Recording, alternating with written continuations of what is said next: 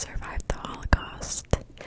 Since I was a kid and I learned about the Holocaust and World War II, I've always been so fascinated with like watching documentaries and reading as much as I can from people who experience this timeline or just know about it. I don't know. But I'm reading this book from a lot of respect. I remember reading this for the first time and I fell in love with the author. He's the one who like wrote the book, the person who survived the Holocaust. His name is Eddie Jaku. Eddie Jaku. That's his English name at least. But okay, let's get started. I think it could be relaxing since I'm whispering it, but it's definitely a serious story. I don't think we'll get too far into it where it'll start getting like really sad, but let's just go in and start. The happiest man on earth. The beautiful life of an Auschwitz survivor, Eddie Jaku, for future generations.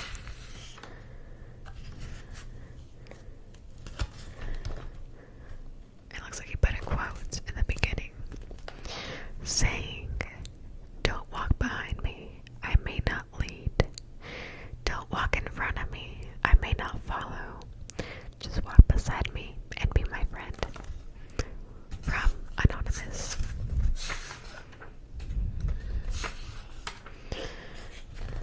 Okay.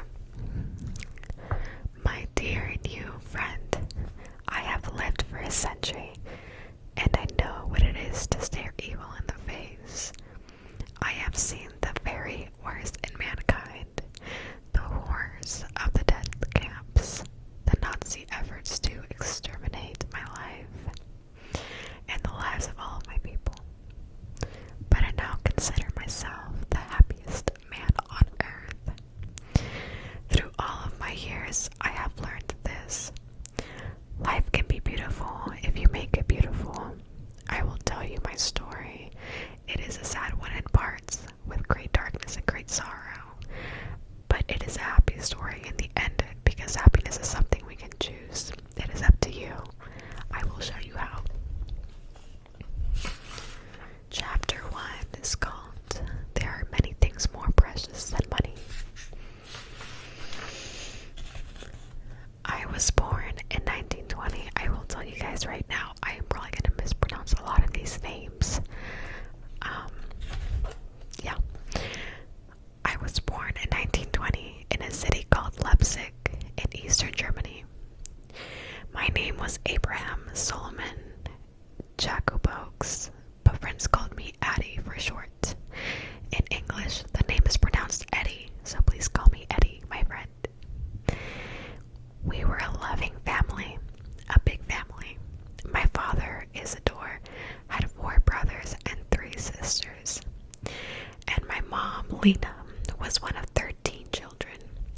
Imagine the strength of my grandmother, who raised so many children.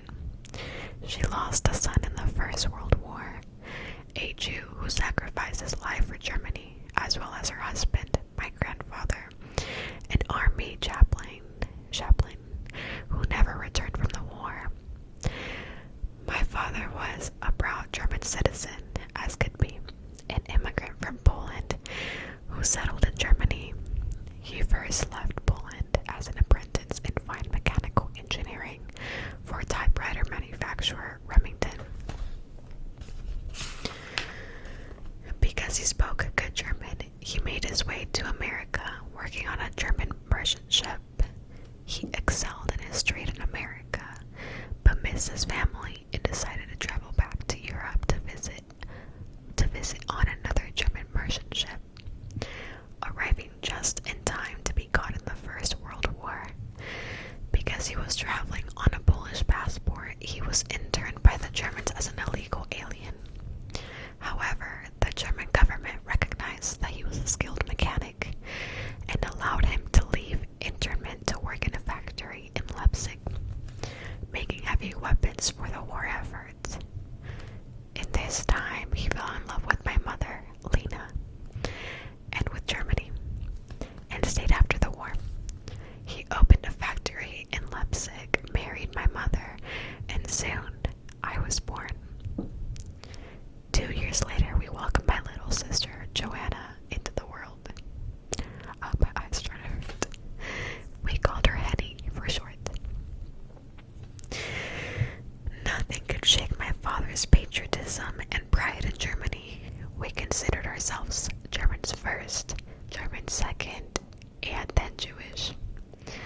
Our religion did not seem as important to us as being good citizens of our Leipzig. We practiced our traditions and observed our holidays, but our loyalty and our love were for Germany. I was proud to come from Leipzig, which had for 800 years been a center for art and culture. It had one of the oldest symphony orchestras in the world, and it was a city that inspired Johann Sebastian Bach, Clara Schumann, Felix Mendelssohn, writers, poets, and philosophers, Goethe, Leibniz, and Nietzsche, and many others. For centuries, Jews had been a part of the very fabric of Leipzig society. Since medieval times, the big market day was on Friday rather than Saturday to allow Jewish merchants to participate, as work is forbidden for us on Saturday, the Jewish Sabbath. Prominent Jewish citizens and philanthropists contributed to the public good, as well as the Jewish community, overseeing the construction of some of the Europe's most beautiful synagogues. I'm so sorry, I don't know what that word means. Harmony was part of my life, and it was a very good life for a child. We had the zoological gardens just 5 minutes walk from my house, famed around the world for its collection and for breeding more lions in captivity than anywhere else in the world. Can you imagine how exciting it was for a small boy? We had huge trade fairs twice a year that my father would take me to, the same ones that had made Leipzig one of the most cultured and wealthy cities in Europe. Leipzig's location and importance as a trading city made it a nuisance, I don't know that word, for the spread of new technologies and ideas. Its university, Germany's second oldest, was founded in 1409. The world's first daily newspaper began publication in Leipzig in 1650, a city of books, of music, of opera. As a boy, I truly believed that I was part of the most enlightened, most cultured, most sophisticated, certainly the most educated society in the whole world. How wrong I was. While I was not personally very religious, we visited a synagogue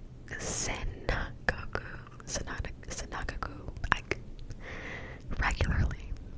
We kept a kosher kitchen and diet for my mother, who wanted to do things as traditionally as possible to please her mother, my grandmother, who lived with us, and who was very religious. Each Friday night, we would meet for Shabbos dinner, say our prayers, and eat traditional meals, lovingly prepared by my grandmother.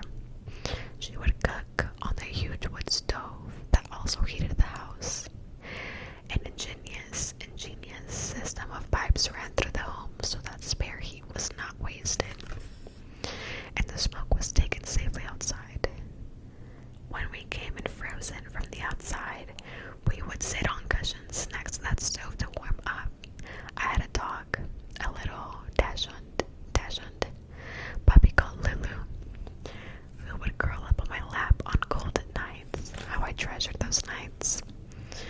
My father worked hard to provide for us, and we were comfortable, but he was careful to make sure we understood that there was much more to life than material things. Each Friday night before the Shabbos dinner, Mother would bake 3 or 4 loaves of challah, the special, richly delicious ceremonial bread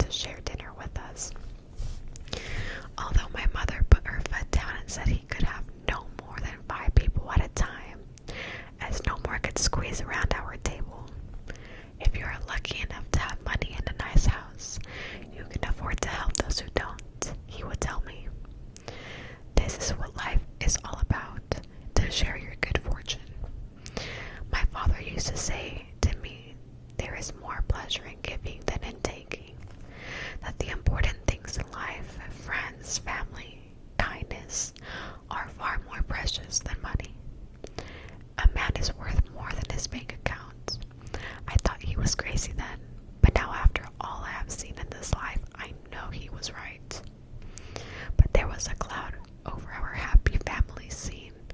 Germany was in trouble. We had lost the last war and the economy was ruined. The victorious Allied powers demanded more money and reparations than Germany could ever pay back. And 68 million people were suffering. There were food and fuel shortages and rampant poverty, which was keenly felt by the very proud German people. Although we were a comfortable middle-class family, it was not possible to find many necessities, even with ready money. My mother would walk many kilometers to market to exchange handbags and clothes she'd collected in better times for eggs, milk, butter, or bread. For my 13th birthday, my father asked me what I wanted, and I asked for 6 eggs, a loaf of white bread, which was hard to find, as Germans prefer rye bread and a pineapple. I couldn't imagine anything more impressive than 6 eggs, and I had never seen a pineapple, and somehow he found one. I have no idea how, but that was my father. He would do things that seemed impossible just to put a smile on my face. I was so excited that I ate all 6 eggs and the whole pineapple at once. I'd never had so much rich food. Mom warned me to slow down, but did I listen? No. Inflation was terrible, which made it impossible to stock up on non-perishable foods or to plan for the future. My father would come home from work with a valise full of cash that would be worthless by morning. He would send me to the store and say, "Buy whatever you can. If there are 6 loaves of bread, get them all. Tomorrow we will have nothing." It was very hard even for fortunate people to live, and the Germans were humiliated and angry. People became desperate and receptive to any solution. The Nazi Party and Hitler promised German people a solution, and they provided an enemy. In 1933, when Hitler came to power, he brought with him a wave of anti-Semitism. This was my 13th year, and our tradition called for my bar mitzvah, an ancient religious ceremony to celebrate coming of age. Bar mitzvah, meaning son of commandment, is usually followed by a wonderful party with delicious food and dancing. And other times it would have been held in the Grand Leipzig synagogue. But this wasn't permitted after Nazi rule began. Instead, I had my bar mitzvah in a small synagogue 300 meters down the street. The rabbi who ran our shul, another name for synagogue, literally house of bugs, was very smart. He rented the flat below the synagogue to Gentile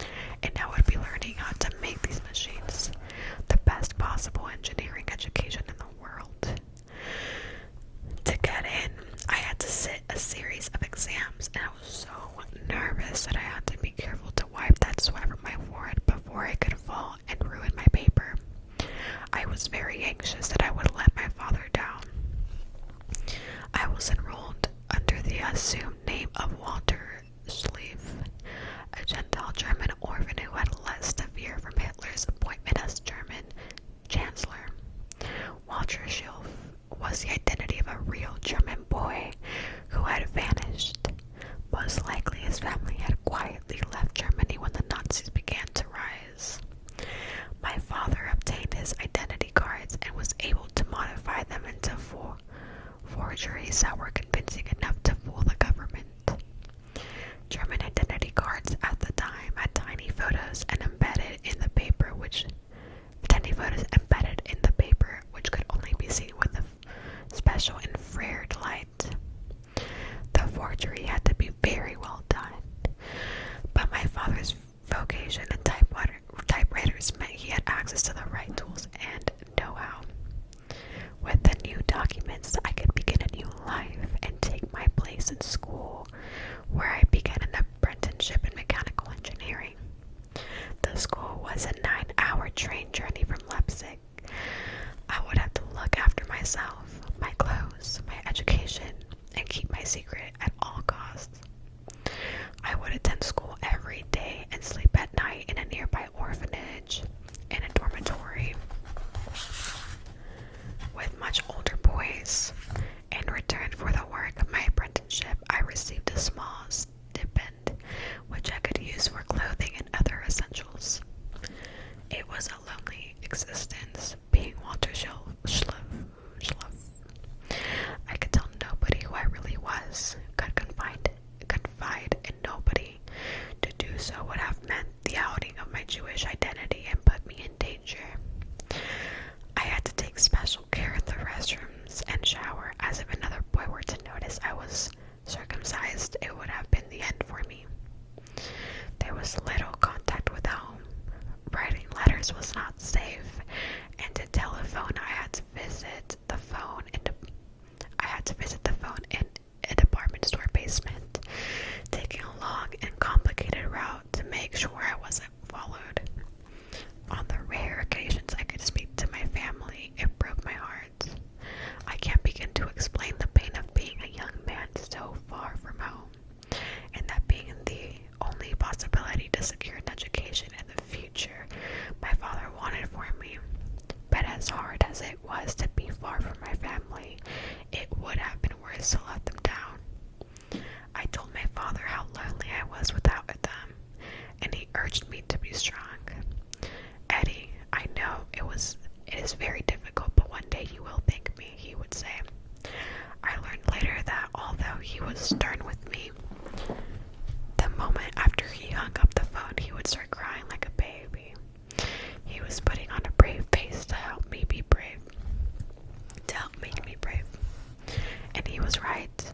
Without what I learned at this school, I would never have survived what was to come. 5 years passed. 5 years of unrelenting work and loneliness. I'm not sure I can explain what it is like to pretend to be someone you are not from 13 and a half to 18. It is a terrible burden to carry that secret for so long. Not a moment passed when I did not miss my family, but I understood that my studies were important and persisted. It was a terrible sacrifice to miss my family for so long, but I gained so much from my education. In the final years of my apprenticeship, I worked at a company making very fine X-ray equipment. In addition to the technical and theoretical side of my education, I was expected to demonstrate that I could work hard and capably at my new profession. I would work all day and attend school all night. Wednesday was the only day I didn't work and could devote entirely to my studies. Despite my loneliness, I loved the education I was getting. The masters I was studying under were some of the greatest minds in the world, and they could pick up their tools and make seemingly anything, from the tiniest gears to giant machines in the forefront of technology. It all seemed miraculous to me. Germany was at the forefront of technology and industrial revolution,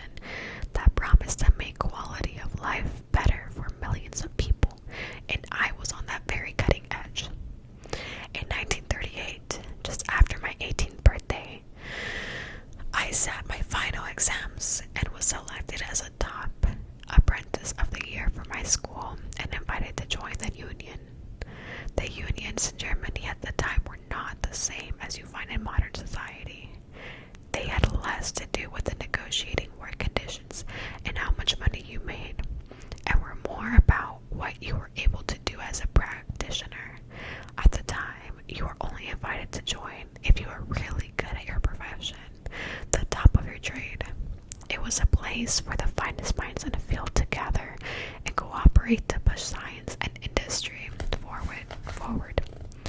Within the Union, concerns like class and creed had no importance next to the prestige of the work itself. It was truly a great honor for me to be admitted so young. At the ceremony, I was called up in front of everyone to accept the commendation from the master of the Precision Engineering Union, who was dressed in the traditional fine blue robe with an elaborate lace collar. Today we accept the apprentice Walter Schliff into one of the finest unions in Germany, announced the master. I burst into tears. The master shook me. What's wrong with you? This is one of your finest days. You should be proud. But I was inconsolable. I felt terribly sad that my parents couldn't be there to see me. I wanted so badly for them to see what I had achieved. Wanted for my master to understand that I wasn't the poor orphan Walter Schliff, that I was Eddie Jacko, that I had a family who loved me, and it hurt so much to be far from them. I treasure every piece of knowledge those years gave me, but I will always regret the time spent far from my family. Truly, my father was wise when he told me a life is worth more than a bank account. There are many things in this world that no amount of money will buy you, and some things priceless beyond measure. Family first, family second, and family at last. Okay, well, that was the end.